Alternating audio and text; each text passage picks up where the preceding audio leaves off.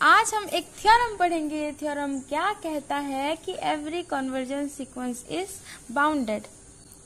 Every convergent sequence is bounded.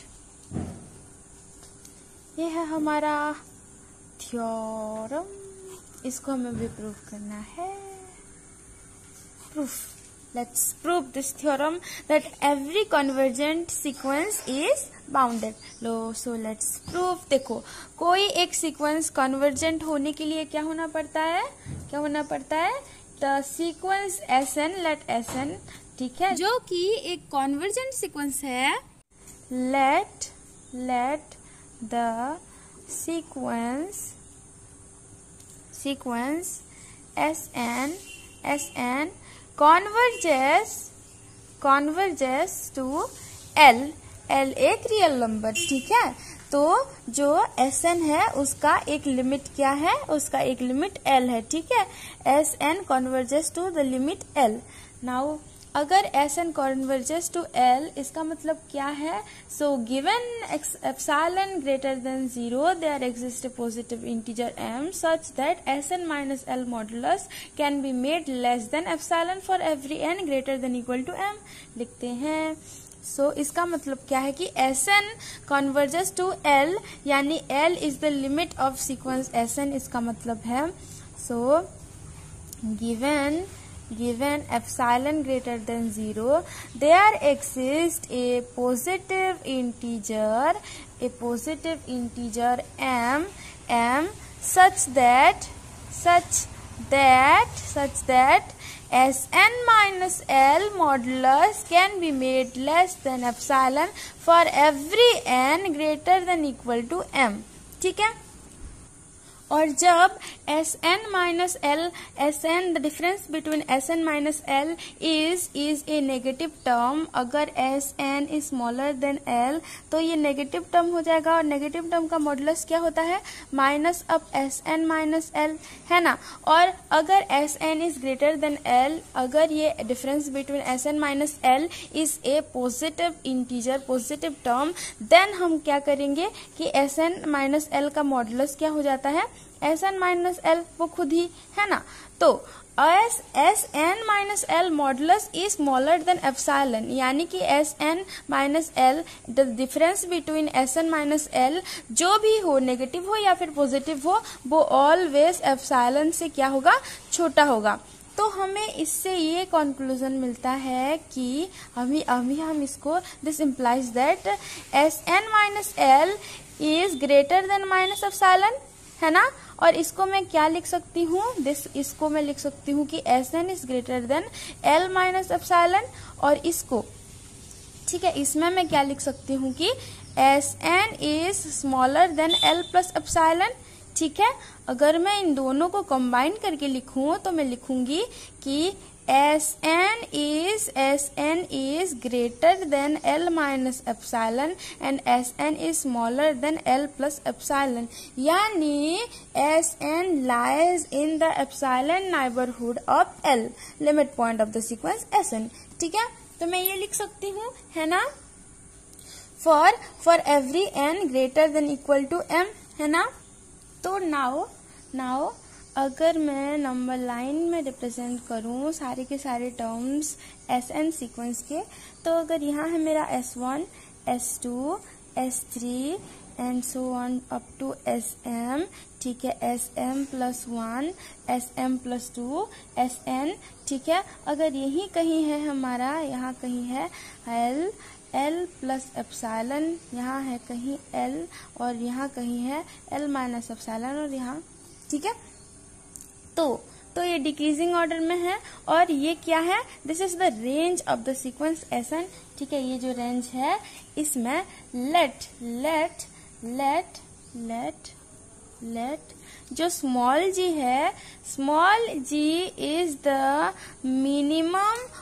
Minimum number of this range, यानी कि ये जितने भी टर्म्स यहाँ हैं, जितने भी नंबर्स यहाँ है, ठीक है, सबसे छोटा जो नंबर होगा, सबसे छोटा जो टर्म होगा, सबसे छोटा वाला जो नंबर होगा, लेट वो स्मॉल जी है.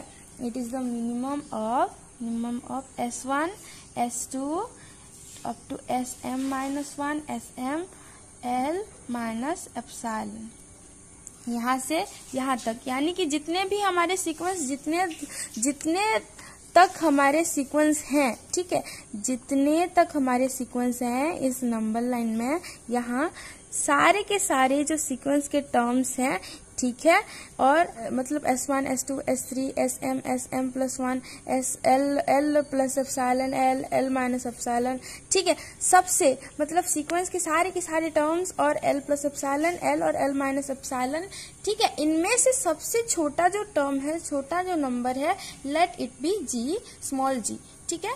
तो G जो है वो यहाँ से यहाँ तक सबसे छोटा नंबर है, और let capital G is the maximum of S1 S2 up to Sm M+1 M-1 L plus epsilon, ठीक है. यहाँ से यहाँ तक जितने भी नंबर्स हैं, सबसे बड़ा जो नंबर है वो हमारा लेट कैपिटल G है, ठीक है. It is the maximum number from this all this number, ठीक है. तो क्या हम लिख सकते हैं? तो हम लिख सकते हैं क्या कि small g is smaller than equal to Sn is smaller than equal to capital G for every n, यानी कि Sn सीक्वेंस के जितने भी टर्म्स हैं, S1 S2 S3 up to Sn, जितने भी टर्म्स हैं, सबसे छोटा हमने G माना है ना. तो G is smaller than equal to Sn is smaller than equal to capital G, और कैपिटल G को हमने माना है कि ये जो सीक्वेंस है उससे सबसे बड़ा जो नंबर होगा वो होगा हमारा G, कैपिटल G. Sn के जितने भी टर्म्स हैं सबसे G हमारा बड़ा होगा. तो मैं लिख सकती हूँ कि small g is smaller than equal to Sn, Sn is smaller than equal to capital G for every n, ठीक है, मतलब S1 S2 S3 up to Sn, सारे के सारे for every value of n, ये सेटिस्फाई करेगा हमारा condition, है ना. Therefore Sn sequence is bounded, ये मैं कह सकती हूँ, यानी कि इसका एक लोअर बाउंड और इसका एक अपर बाउंड है ना, हमें मिल रहा है. अगर कोई सीक्वेंस का अपर बाउंड और लोअर बाउंड हमें मिल रहा है, then the sequence is bounded above bounded below, यानी कि the sequence is bounded. Proof हो गया. Hence sequence Sn is a bounded sequence. Hence, sequence Sn is a bounded sequence.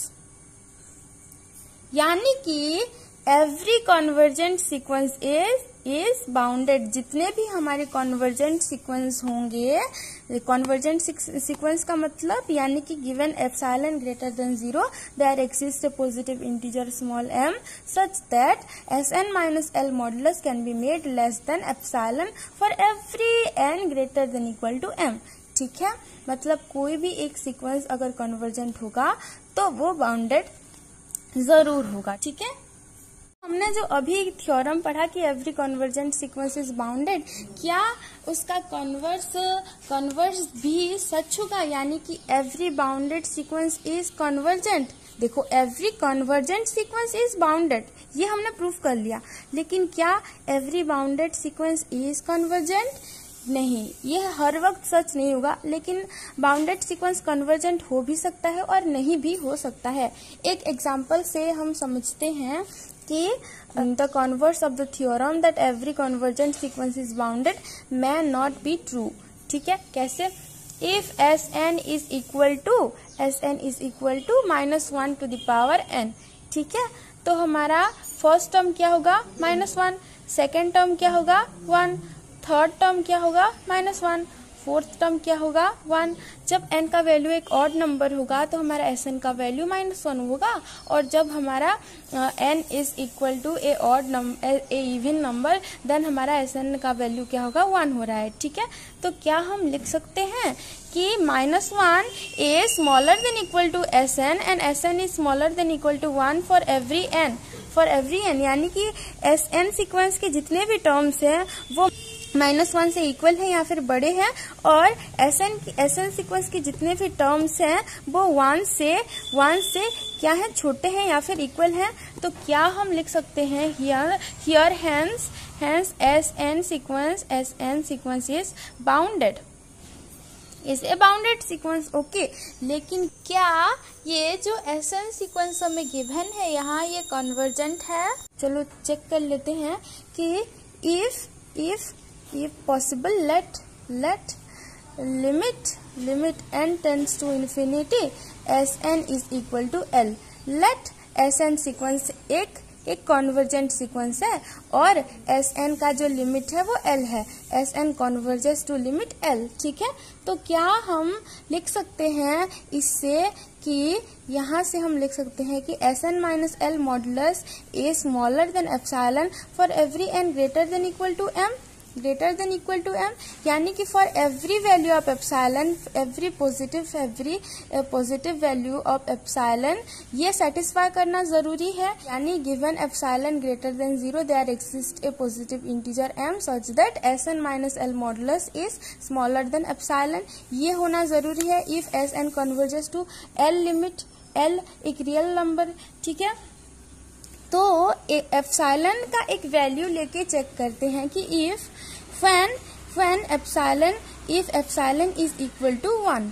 ठीक है, if epsilon is equal to 1, देखो 1 एक positive term है। ठीक है, और एप्सिलॉन कोई भी टर्म हो लेकिन ये सेटिस्फाई करना जरूरी है, तो मैं एप्सिलॉन इज इक्वल टू 1 लेके चेक करती हूँ।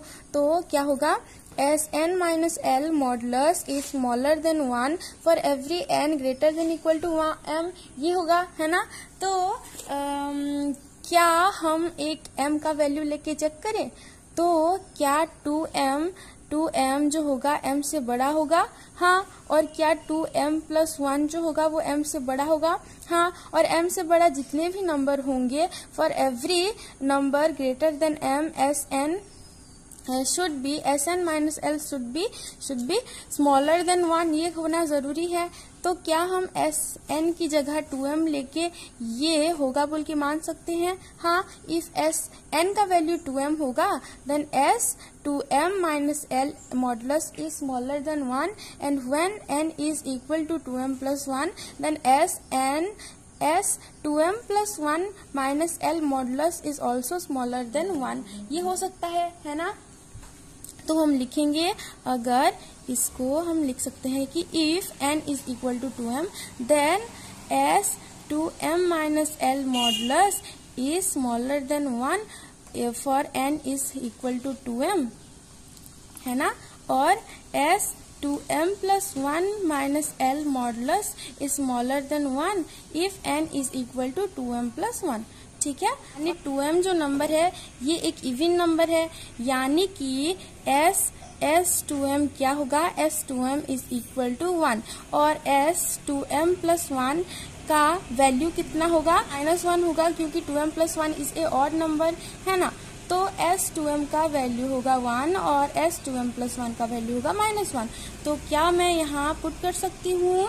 तो मैं अगर पुट करूं तो लिखूंगी 1 minus L modulus is smaller than 1, और इसको मैं लिखूंगी कि -1 minus L modulus is smaller than 1, और मैं लिख सकती हूँ 1 plus L modulus is smaller than 1। ठीक है, तो मैं इसको और इसको कंबाइन करके लिखूं, तो मैं इसको और इसको मिला के लिखूं तो मैं लिख सकती हूँ कि 1 plus L plus 1 minus L modulus is smaller than 1 plus 1, है ना। 1 minus L plus 1 plus L modulus is smaller than 1 plus 1, है ना। तो यहाँ L कट जाएगा तो मुझे मिलेगा 2 1 plus 1 2 modulus is 2 2 is smaller than 2, लेकिन ये तो कभी हो ही नहीं सकता. 2 is equal to 2 but 2 is not smaller than 2. तो इसीलिए ये जो सीक्वेंस Sn है, it is not true, it is not satisfying when epsilon is equal to 1. तो एप्सिलॉन की एक वैल्यू के लिए अगर Sn सेटिस्फाई नहीं करेगा ये, तो Sn is not convergent, therefore here Sn sequence is not convergent. देखो हमने प्रूफ कर दिया कि अगर कोई एक सीक्वेंस बाउंडेड है, यानी कि इसका मतलब ये नहीं है, ये जरूरी नहीं है कि वो सीक्वेंस कॉन्वर्जेंट ही होगा. यानी the converse of the theorem that every convergent sequence is bounded may not be true. That every bounded sequence is convergent. It is not true. अगर कोई एक सीक्वेंस बाउंडेड है तो वो कॉन्वर्जेंट हो भी सकता है और नहीं भी हो सकता है. ठीक है.